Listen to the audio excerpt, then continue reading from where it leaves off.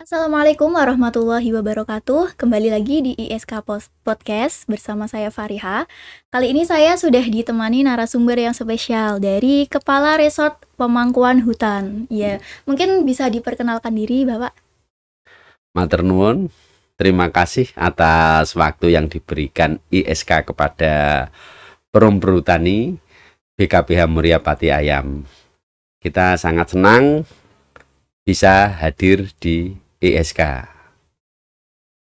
Saya nama Nur Hamid, jabatan sehari-hari Kepala Resort Pemangkuan Hutan Ternadi yang wilayahnya di Hutan Gunung Muria yang ikut Kabupaten Kudus. Baik, selamat datang Pak Nur Hamid di ISK Podcast. Bagaimana kabarnya Bapak? Alhamdulillah sehat dan baik, Mbak. Alhamdulillah. Jadi sebelum kita membahas tema kita lebih lanjut, jadi kan ekosistem satwa itu kan berperan penting ya Pak untuk keseimbangan lingkungan, apalagi di kawasan Gunung Muria ini, di mana kawasan ini kan meliputi 3 wilayah kabupaten ya kalau tidak salah. Betul. Jepara, Kudus, dan juga Pati. Nah, kalau boleh tahu nih, di kawasan hutan Muria sendiri itu ada ekosistem apa saja sih Pak? Mungkin bisa dijelaskan. Perlu diketahui bahwa di kawasan hutan Gunung Muria sangat beragam ekosistemnya. Kemudian satwa, itu kita bekerja sama dengan Jarum Foundation. Jadi Jarum Foundation memasang kamera trap di lokasi kawasan hutan kami. Jadi kalau memang dikatakan ada macan Muria, betul. Macan Muria masih ada, secara ilmiah bisa dipertanggungjawabkan karena memang terdeteksi oleh kamera trap, tertangkap gambar maupun videonya. Kemudian ada beberapa satwa seperti babi hutan, kemudian kidang, itu masih ada. Terus untuk burung ini beberapa masih kita temui di kawasan Gunung Muria sendiri. Nah, kalau untuk jumlahnya sendiri itu diperkirakan ada berapa, Pak? Untuk yang macan tutul? Ya, mungkin untuk semua satwa yang ada di Gunung Muria. Ya, mungkin satwa yang dilindungi ya, macan tutul itu ada berapa? Kalau macan tutul prediksi Mbak ya, ini prediksi itu kurang lebihnya di angka 16. 16. Ya, 16 karena untuk menghitung macan tutul agak rumit Mbak. Karena itu kan jarum dengan kita pasang itu di 5 titik dengan 5 kamera trap. Nah, jadi misalkan ini titik ini 1, 2, 3, apakah itu macan yang sama sedang jalan-jalan atau macan yang beda gitu ya? Kan gitu. Itu masih perlu penelitian karena untuk meneliti apakah ini macan yang satu dengan yang lainnya beda itu harus dihitung tutulnya Mbak. Jadi tutul macan itu sama dengan sidik jari manusia. Jadi antara manusia macan yang satu berbeda dengan macan yang lain gitu. Pasti jumlahnya beda dari segi jumlah maupun teksturnya nanti tetap beda Mbak gitu. Oh begitu ya. Ya jadi di kawasan Gunung Muria sendiri itu ada banyak ya Pak ekosistem satwa seperti macan tutul, ada juga kijang seperti tadi, landa, terenggiling, elang Jawa. Elang Jawa juga ada. Iya. Ya, dan juga jumlahnya itu diperkirakan juga tidak banyak ya Pak, karena kan masih belasan gitu ya. Itu kalau macan Mbak. Iya. Kalau macan yang lainnya gimana? Belasan gitu. Kalau lain-lainnya ya relatif masih banyak Mbak. Masih banyak. Ya gitu. Lalu untuk pengawasan hutan, terus pemeliharaan hutan juga kan pasti ada orang yang mengawasi terus memelihara juga ya Pak, polisi hutan seperti itu.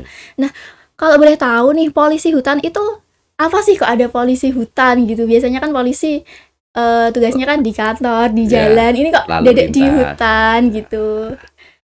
Gini Mbak, jadi untuk melindungi sumber daya hutan oleh Kementerian Kehutanan dibentuklah polisi hutan. Jadi polisi hutan itu polisi khusus. Jadi dia hanya membidangi di sektor kehutanan, tidak hanya meliputi hutan Mbak, tapi kawasan hutan, hasil hutan, dan hutan itu sendiri, termasuk aset. Ya, jadi hutan, kawasan hutan, dan hasil hutan itu pengamanannya oleh polisi hutan khusus kehutanan. Baik, gitu. Jadi polisi hutan itu khusus untuk menjaga kawasan hutan, lalu juga aset-aset hutan, seperti itu ya Pak. Ya. Dan juga untuk polisi hutan sendiri, ini kan kawasannya kawasan Gunung Muria ini kan ada di 3 kabupaten ya.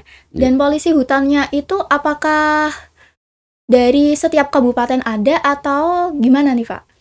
Jadi untuk di Perumperhutani Mbak, jadi untuk wilayah Gunung Muria itu ada yang ikut Kabupaten Jepara, Pati, Kudus.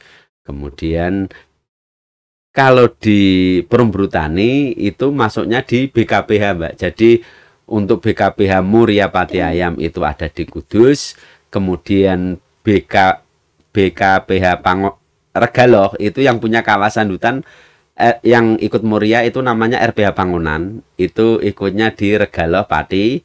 Kemudian ada RPH Medani itu di Dukusti, kantornya ya. Terus kemudian ada RPH Semanding yang ikutnya BKPH Gajah Biru Keling. Ya agak rumit juga ya kalau berbicara tentang hutan gitu Pak. Betul, memang hutan sangat spesifik Mbak, gitu. Lalu, nah patrolinya dari polisi hutan itu bagaimana Pak? Kita patroli pada kawasan hutan negara Mbak. Jadi areal-areal kawasan hutan negara yang sudah dipetakan. Sudah dipetakan. Iya, jadi ada peta dengan penomorannya gitu. Kalau peta 41, kemudian 44 sampai peta 61 ikut RPH Ternadi BKPH Muria Pati Ayam. Terus kalau peta Pangonan itu kelihatannya di angka 39, 38, 40 sekitar itu. Oh gitu. Jadi sesuai yang dipetakan begitu ya Pak. Kalau patroli gitu biasanya ngapain aja tuh Pak? Mungkin bisa diceritakan sedikit. Patroli kami yaitu pengawasan kawasan hutan dan hasil hutan di wilayah kerja kami, di wilayah hukum kerja kami. Jadi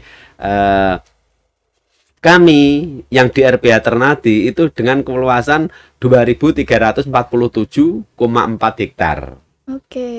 Meliputi mulai desa sana Mbak, Sitiluhur, kemudian Japan, Colo, Kajar, Ternadi, Soco, dan Rahtawu.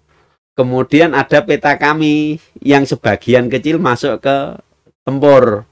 Yang kita tanami RHL 2020 itu di peta 45 dan peta 61 AB itu sudah masuk kawasan Jepara. Jadi sesuai yang dipetakan seperti itu ya. Patrolinya juga menjaga kawasan hutan dan juga hasil hutannya.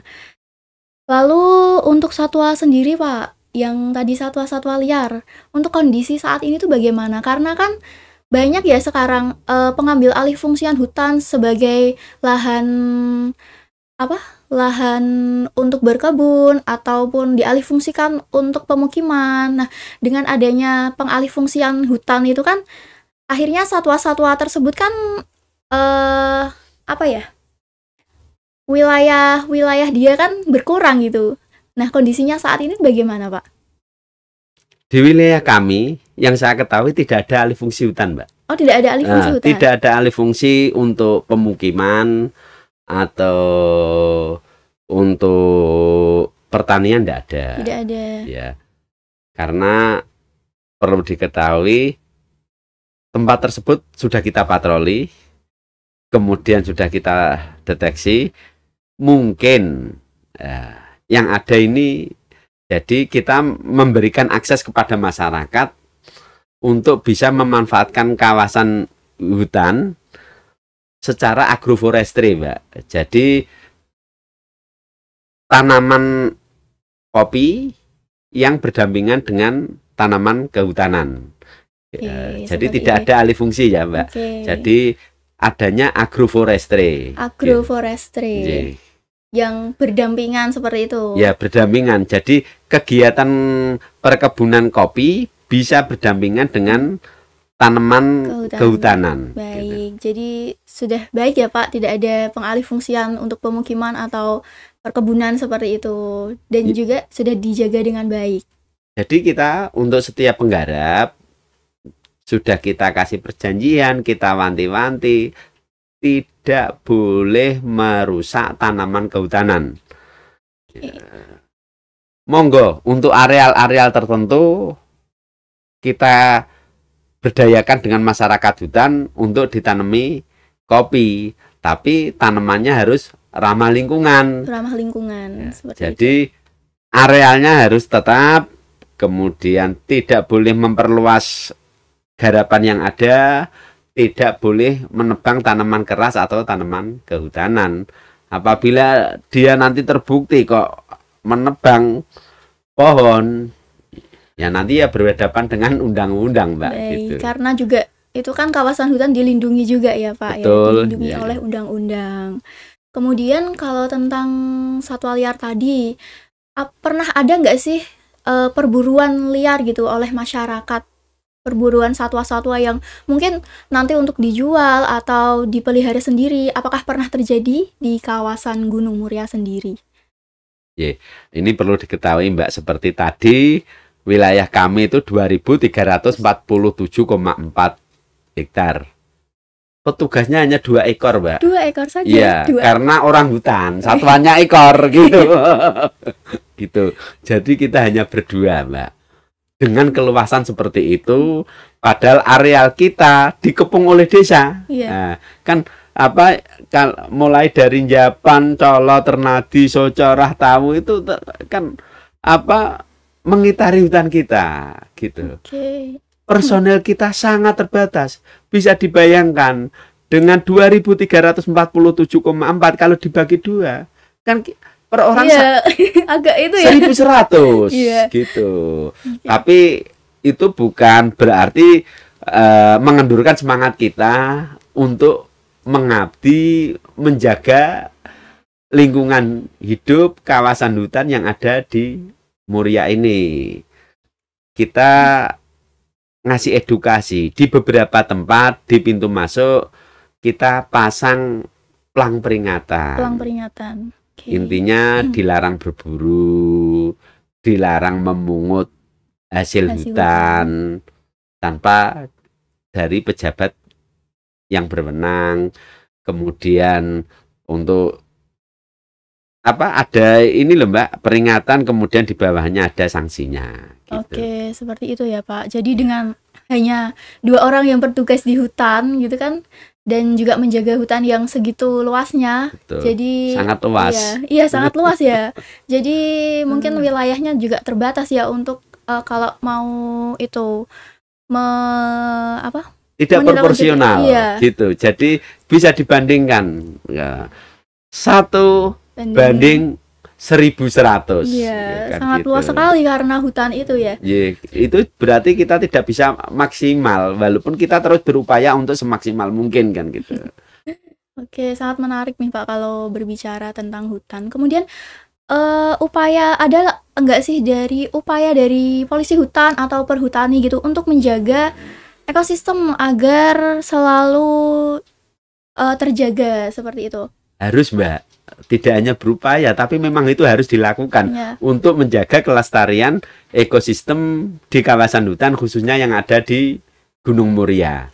Jadi seperti kita tadi pasang plang peringatan, kemudian kita sosial ke masyarakat. Jadi di kita ada program namanya Komsos, komunikasi sosial. Jadi tidak hanya dengan pemerintah desa, kecamatan, Polsek, Koramil, tapi dengan stakeholder yang ada, misalkan para pemuda, Karang Taruna, lembaga yang ada di desa. Jadi kita rangkul untuk bersama-sama dalam upaya pelestarian hutan di kawasan Gunung Muria, termasuk salah satunya menjaga ekosistem yang telah ada. Oke, jadi salah satu upaya untuk menjaga ekosistem hutan dengan mensosialisasikan gitu ya, Iya, dengan masyarakat, Karang Taruna, para pemuda, seperti itu ya Pak. patroli. Patroli juga. Gitu, ya. Kemudian ada nggak sih hambatan-hambatan dalam upaya pelestarian hutan sendiri Pak? Yang mungkin Pak Nur Hamid rasakan selama bertugas? Hambatannya memang satu di rasio, Mbak. Rasio. Rasio jumlah petugas dengan jumlah wilayah yang tidak berimbang. Kemudian mindset masyarakat gitu. Jadi mungkin kan, wow, macan kok dilindungi, kenapa kan gitu. Nah itu kenapa tuh kok dilindungi gitu ya? Mereka ini memang kita untuk mencegah konflik antara manusia dengan macan tutul yang habitatnya di Gunung Muria. Nah, paradigma ini mindset masyarakat ini, wah, macan itu kan membahayakan, kenapa harus dilindungi? Nah, ini tugas kita bersama untuk merubah mindset dari masyarakat sekitar hutan bahwa keberadaan macan tutul yang ada di kawasan hutan Muria harus dilindungi supaya tidak punah.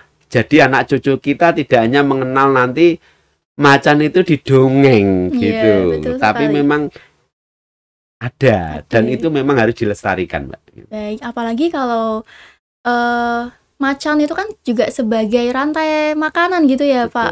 Kalau satunya hilang nanti rantai makanannya juga terputus dan juga ekosistemnya juga terganggu, berdampak juga pada lingkungan dan juga manusia, seperti itu. Jadi nanti bisa berakibat tidak seimbangnya ekosistem karena ada satu yang hilang kan gitu. Baik, oke, sangat menarik sekali. Mungkin ada yang mau disampaikan lagi Bapak terkait dengan ekosistem satwa di Gunung Muria? Di Gunung Muria ekosistemnya sangat beragam. Ini memang perlu upaya dari berbagai pihak, stakeholder yang ada di Kudus, kemudian dari dunia pendidikan dalam upaya pelestarian ekosistem yang ada di kawasan Gunung Muria. Seperti kemarin ada penelitian dari Undip terkait cicak batu. Cicak batu. Ya, seperti apa itu Pak cicak batu? Cicak batu itu katanya temuan baru. Dulu itu temuannya penelitiannya dari YKAN, Yayasan Konservasi Alam Nasional. Jadi mereka menemukan ekosistem baru yang cicak batu itu. Nah, kemarin ada penelitian lagi dari Undip gitu. Undip, ya, tentang terkait cicak batu itu ya. Ya, cicak batu. Jadi kalau secara ilmiahnya itu para ahli Mbak yang bisa menerangkan gitu.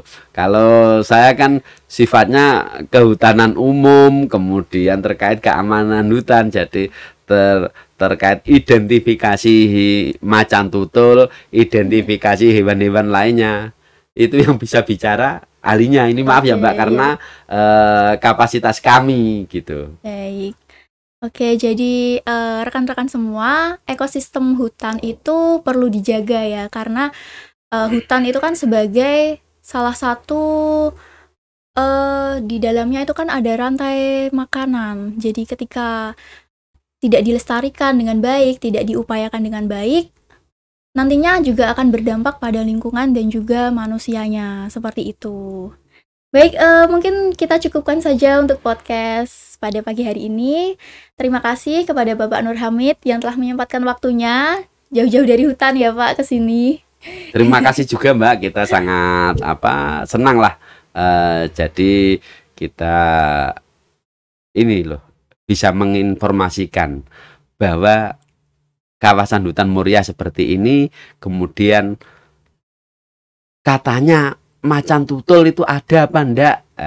Tahunya masyarakat Kudus macan Moria itu Persiku. Wah, gitu. Tapi di Moria memang, memang masih ada. Jadi tertangkap kamera trap secara ilmiah bisa dipertanggungjawabkan. Ya, baik. Seperti itu. Sekian podcast pada episode eksistensi satwa di kawasan Gunung Muria pada pagi hari ini. Wassalamualaikum warahmatullahi wabarakatuh. Waalaikumsalam.